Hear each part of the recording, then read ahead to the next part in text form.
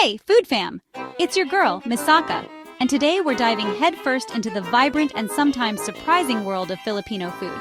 Imagine a cuisine that's been simmering for centuries, blending Malay roots with flavors from Spain, China, and even the US. From comforting classics to more adventurous eats, Filipino cuisine is all about bold flavors, fresh ingredients, and that incredible warmth and hospitality the Philippines is known for. Today, we'll take you on a journey through 10 of the most unique and exotic Filipino dishes you absolutely need to try. Ready to dig in? Let's go! First up, we're tackling a dish that often raises eyebrows but always wins hearts and stomachs. Dinuguan. Dinuguan is traditionally made with pork, pig's blood, vinegar, and chilies, creating this incredibly rich, savory stew that's unlike anything you've ever tasted. The magic of dinuguan lies in the slow cooking. We're talking hours of simmering all those ingredients together until the meat is melt-in-your-mouth tender, and the sauce thickens into this deep, dark, almost chocolatey goodness. It's tangy from the vinegar, a little spicy from the chilies, and the pork adds this incredible depth of flavor. Dinuguan is best enjoyed with a big scoop of steamed rice to soak up all that delicious sauce. It's definitely not your average stew, but trust me, it's worth a try. So next time you're feeling adventurous, give dinuguan a shot. You might just discover your new favorite Filipino comfort food. Okay guys, buckle up because things are about to get interesting. We're talking about balut, the fertilized duck egg that's practically synonymous with Filipino street food, and daring food challenges. Here's the deal. Balut is a developing duck embryo that's boiled alive and eaten straight from the shell. It's a street food staple, something you share with friends on a night out, and for some, it's a great source of protein. Now the taste, it's definitely unique. You've got this savory, slightly salty broth, then the yolk, which is creamy and rich, almost like a custardy texture. And then there's the embryo. It's best not to think too much about that part. Look, I get it, balut isn't for everyone. But if you're someone who loves to push your culinary boundaries, balut is your ultimate test. Will you take the balut challenge? Let me know in the comments. Alright, moving on from eggs to something a little less embryonic. Let's talk about isa, another Filipino street food favorite that's all about those grilled to perfection chicken or pork intestines. Isa is all about the marinade and the grilling technique. The intestines are cleaned thoroughly, very important, then skewered and marinated in a blend of soy sauce, vinegar, garlic, and sometimes a touch of annatto for that beautiful reddish color. Then comes the fun part, grilling. The skewers are grilled over hot coals until they're crispy on the outside and juicy on the inside. Isa is typically served with a spicy vinegar dipping sauce, which cuts through the richness of the meat and adds a tangy kick. It's the perfect street food snack, salty, savory, a little bit spicy, and seriously addictive. If you're ever wandering through a Filipino street food market, do yourself a favor and grab a stick or 5 of isa. You won't regret it. Hold on to your hats, guys, because we're about to get really adventurous. I'm talking about kamaru, those crunchy little critters otherwise known as mole crickets, a delicacy in the Pampanga region of the Philippines.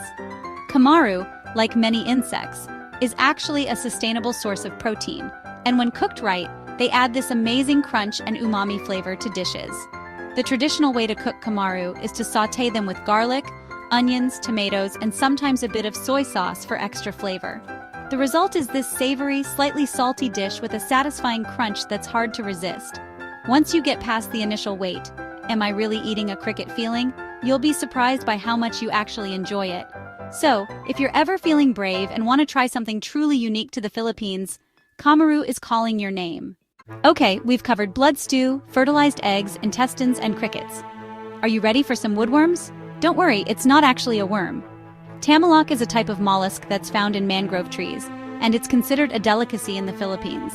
Tamilok is often eaten raw, straight from the mangrove wood, with just a splash of vinegar or a squeeze of lime juice. The texture is probably the most interesting thing about tamilok. It's soft, almost slimy, with a slight crunch from the wood it lives in. The flavor is best described as briny, slightly salty, and reminiscent of oysters, which is why it's often called the oyster of the mangroves. Tamilok is a true testament to the adventurous spirit of Filipino cuisine. So, are you brave enough to try tamilok? Let me know in the comments. Let's move on to something a little less invertebrate heavy, shall we? This time, we're heading up to the Cordillera region of the Philippines to experience Pinic Pan, a chicken dish that's as much about tradition as it is about taste. Pinic Pan isn't just any chicken dish. It's prepared through a unique and ancient ritual. The chicken is beaten, not killed, with sticks to bring blood to its tissues, which is believed to enhance the flavor of the meat. This traditional cooking method gives Pinic Pan its signature smoky flavor and incredibly tender meat. It's usually seasoned simply with salt, pepper, and sometimes ginger, allowing the natural flavors of the chicken and the smoke to shine through. Pinic Pan is more than just a dish. It's a celebration of Cordillera culture and a connection to ancestral practices. So, if you ever find yourself in the Cordilleras, make sure to seek out Pinic Pan. It's an experience that will stay with you long after the last bite. Alright guys, let's talk about another Filipino dish that's not for the faint of heart. Papaitan. This stew gets its name from the Tagalog word pait, which means bitter, and trust me, it lives up to its name. Papaitan is made with goat or cow innards, and the key ingredient that gives it that signature bitter flavor? Bile. Yes, you heard that right, bile. Despite its bitterness, it's also incredibly savory and flavorful.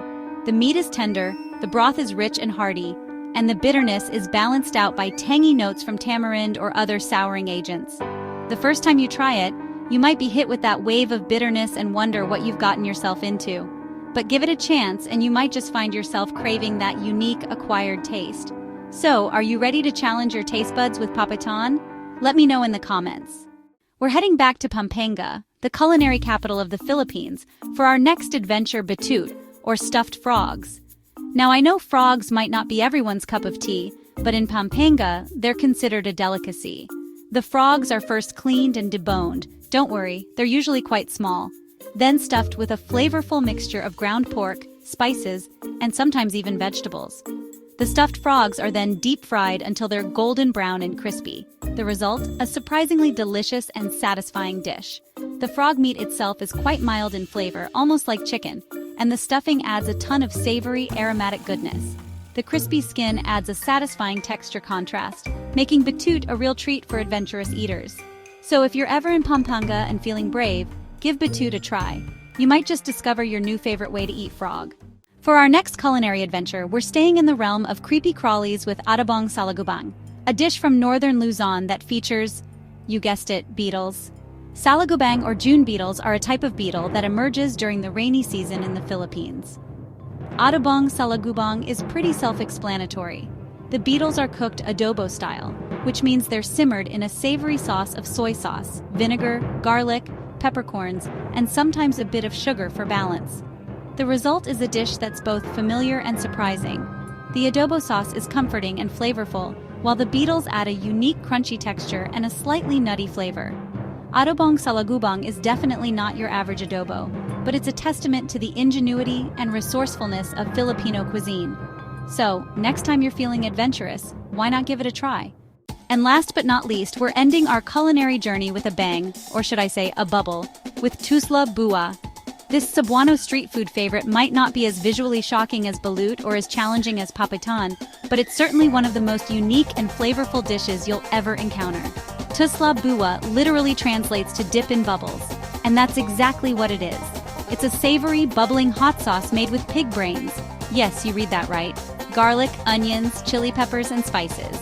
It's traditionally cooked in a large wok and served bubbling hot, and you dip your puso, hanging rice, straight into the sauce. Don't let the ingredients scare you off. The pig brains add a rich, creamy texture to the sauce, almost like a cheesy fondue. The flavors are incredibly savory with a hint of sweetness, a touch of spice, and that umami bomb that only pig brains can provide. Tusla Bua is a true Cebuano delicacy, and it's an experience that's best enjoyed with friends, family, and a whole lot of puso. So there you have it, Food Fam. 10 of the most unique and exotic Filipino dishes that are guaranteed to give your taste buds an adventure. From blood stew to stuffed frogs and even beetle adobo, Filipino cuisine is a wild ride that's not for the faint of heart, but for those brave enough to dive in. It's a world of flavor waiting to be discovered. Which of these unique dishes would you dare to try? Or do you have a favorite unusual Filipino food? Let us know in the comments. If you enjoyed this culinary journey, don't forget to like, share, and subscribe for more unique food adventures. Salamat po!